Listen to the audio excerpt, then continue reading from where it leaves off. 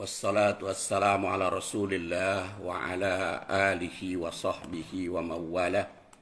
Amma ba'du faya ibadallah usikum wa iyaya bitaqwallah fa innal jannata iddat liman ittaqah.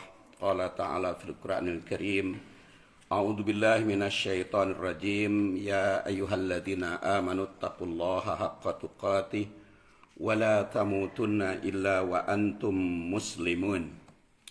Jamaah rahimakumullah, setiap hari Selasa saya bertugas, maka sekarang kita akan melanjutkan bahasan hadis as-siyamu junnah. Dan pada pertemuan yang lalu sampai wala yajhal. Sekarang kalimat wa inim ru'un qatalahu. Wa dan in jika. Imru'un orang atau perorangan, qatalahu, di situ kopnya dipanjangkan ya. Kalau dipendekkan qatala itu artinya membunuh. Tapi kalau qatala saling bunuh. Maksudnya apa saling bunuh? Perang. Jadi wa inimruun qatalahu, jika ada orang ngajak perang. Hadis ini memberikan perhatian. Bisa saja dalam ibadah saum dalam bulan Ramadan orang ngajak perang, dan sekaligus juga memberikan perhatian, dan bisa di situ maknanya sebagai kewaspadaan atau juga informasi dari Rasul. Salah satu tantangan dari pelaksanaan ibadah saum adalah pertengkaran atau peperangan. Wa ini mru'un qatalahu. Jadi karena sebagaimana biasa kita di dalam memahami hadis itu bisa dari berbagai sudut. Perhatikan apabila ada orang yang mengajak perang, atau apabila ada orang yang mengajak bertengkar, atau ada orang yang mengancam untuk pembunuhan. Itu bisa terjadi. Kemarin saja di bulan Ramadan kan ada begal. Nah, itu suatu tantangan, suatu perhatian. Jadi kalau bicara perang bukan hanya urusan negara, tapi kadang-kadang urusan individu, urusan kehidupan sosial itu bisa terjadi. Apalagi ibadah saum ini diturunkan perintahnya oleh Allah Subhanahu wa taala di dalam suasana peperangan. Dalam suasana ancaman, karena kan tanggal 10 Sya'ban tahun 2 Hijriah ayat saum itu diturunkan oleh Allah Subhanahu wa taala. Sedangkan pada tahun kedua Hijriahnya itu di bulan Rajab itu ada pasukan Al-Hadrami menyerang kaum muslimin di Wadi Nakhlah, sehingga pada saat itu terjadi peperangan atau terjadi duel. Alhamdulillah lah Abdullah bin Jahsh itu bisa membunuh Salim Al-Hadrami dari kalangan orang-orang Quraisy, sehingga pada saat itu terjadi heboh di kalangan masyarakat. Katanya Rasulullah SAW atau pasukan kaum muslim itu menentang aturan orang tua terdahulu, aturan Nabi Ibrahim. Karena di bulan Rajab itu kan termasuk bulan haram. Bulan haram itu ada 4 dalam 1 tahun. Inna iddati syuhur. Sesungguhnya jumlah bilangan bulan dalam 1 tahun itu adalah isna asyara syahran, 12. Dan fiha di dalam 12 itu ada arba'atun hurum, 4 bulan haram atau bulan suci.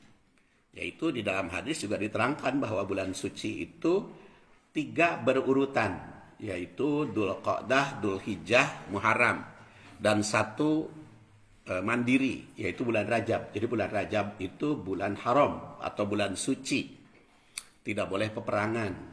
Kalau bulan Ramadan tidak masuk kepada bulan suci, ya, walaupun di Indonesia istilahnya kan sering disebut bulan suci.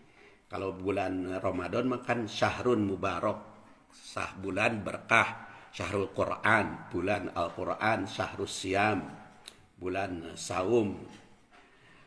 Kalau bulan haram itu adalah Dzulqa'dah, Dzulhijjah, Muharram, dan bulan Rajab.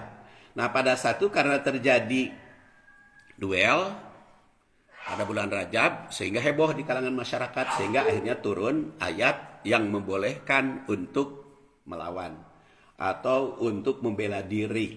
Jadi walaupun bulan apapun, kalau untuk membela diri itu boleh. Jadi sekali lagi ini meru'un ini sebagai kewaspadaan, sebagai perhatian bagi kita bahwa bisa saja di bulan Ramadan terjadi ada orang yang mengajak bertengkar, ada orang yang mengajak berperang, atau seperti begal tadi. Maka ditandaskan fal yakul inni shaim ujungnya. Katakan kepada orang yang mau mengajak perang, aku ini sedang saum, tapi itu dibatasi marroten 2 kali. Jadi kalau 2 kali sudah menyebut sudah disebutkan aku sedang saum kekeh wae, ngajak bertengkar, ya lawan saja. Masa orang saum harus pasrah? Kaum muslimin juga walaupun saum harus melawan. Makanya di zaman Rasulullah juga saum pertama bulan Ramadan, yaitu tahun kedua Hijriah, orang kafir Quraisy itu ngajak perang. Jadi bukan Rasul yang mengajak perang. Itu kan salah satu sebabnya ketika Abu Sufyan pergi ke negeri Syam, ekspor impor itu Abu Sufyan itu segala penghasilan atau segala hasil bumi di Mekah dia jual ke negeri Syam. Di antara yang dijual oleh Abu Sufyan itu adalah barang-barang berharga milik kaum muslimin yang belum diambil karena ditinggalkan hijrah. Dia ambil, dia rampas, dia jual ke negeri Syam. Maka Rasulullah SAW dan para sahabatnya minta hak. Jadi jangan sampai dijual semua karena punya hak milik kaum muslimin. Malah Abu Jahal merencanakan mengumumkan katanya Rasulullah SAW mau perang, sehingga menyusun pasukan 1.000 anggota pasukan prajurit Quraisy dikerahkan untuk menyerbu Rasulullah SAW. Saya katakan menyerbu karena bukan Rasul yang menyerang. Itu kan jaraknya Badar dari Mekah dan dari Madinah itu jauh. Kalau dari Mekah itu sekitar 250 kilo kalau tidak salah. Sedangkan kalau dari Madinah itu 150 kiloan. Jadi jaraknya jauh dari Mekah, Badar itu. Dan Rasulullah SAW itu justru mempertahankan. Makanya Rasulullah SAW pada situ mengatur strategi bagaimana melawan orang-orang Quraisy. Yang ternyata Abu Sufyan juga sudah mengumumkan, ternyata katanya Rasul itu bukan mengajak perang, tapi minta hak. Maka jangan berperang, jangan. Tapi kata Abu Jahal, cadu itu kalau bagi tokoh Quraisy katanya kalau sudah memakai persiapan untuk perang, untuk mundur. Maka akhirnya mereka menyerang dan Rasulullah mengatur strategi, yaitu menyusun bagaimana melawan orang-orang kafir Quraisy yang 1.000 lebih anggota pasukannya. Maka disitulah disusun untuk merebut sumur Badar terlebih dahulu. Dan sumurnya itu dikuras sampai saat dan disediakan untuk air minum bagi kaum muslimin. Dan terjadi pada saat itu musim panas. Maka orang Quraisy sudah mempersiapkan pesta di sumur Badar. Jadi persiapan dari Mekahnya untuk berperang dan mengadakan pesta. Maka ketika terjadi perang Badar, karena sumurnya dikuasai oleh kaum muslimin, ya secara logika saja musim panas, air minum teu aya, tidak ada air minum. Jadi dalam peperangan bisa dimenangkan oleh kaum muslimin. Itu logika strateginya. Tentu saja semuanya itu adalah mukjizat dari Rasul. Strateginya juga mukjizat. Tapi kan kita menghayati sirah Rasul itu ada yang dari segi akidah, dan ada dari segi muamalah, ada dari segi rasio, ada dari segi rasa, ada dari segi raganya, ya, memahaminya. Allah Subhanahu wa Ta'ala juga membantu Rasulullah SAW dengan ribuan malaikat. Tapi kan saya katakan, kalau Allah Subhanahu wa Ta'ala semuanya membantu kaum muslimin, sebetulnya tidak perlu ribuan malaikat. Cukup aja membantu Rasul itu malaikatnya satu, yaitu malaikat Ijrail, tukang nyabut nyawa, kan bisa paeh kabeh. Tapi kenapa dia menggunakan ribuan malaikat? Supaya kita menggunakan logika juga berpikir. Dalam peperangan itu tidak hanya mengandalkan pertolongan, tetapi juga harus strategi. Sehingga Ibnu Mas'ud bisa langsung membunuh Abu Jahal. Terus Hamzah bin Abdul Muthalib bisa membunuh Utbah. Dan 70 pasukan Quraisy itu terbunuh. Dan 70 pasukan Quraisy tertawan. Jadi keberhasilan di tangan kaum muslimin itu terjadi pada bulan Ramadan. Jadi kalau pikah keheuleun orang kafirnya ngajak perang terus, bukan berarti kita pasrah. Harus tetap melawan, karena pembelaan diri itu harus dilakukan. Sehingga akhirnya karena walaupun kaum muslimin sedang saum, dia berhasil untuk melawan kaum musyrikin. Ya, antara lain tadi tokoh Quraisy, yaitu panglima perangnya Abu Jahal, dan 70 orang-orang Quraisy terbunuh.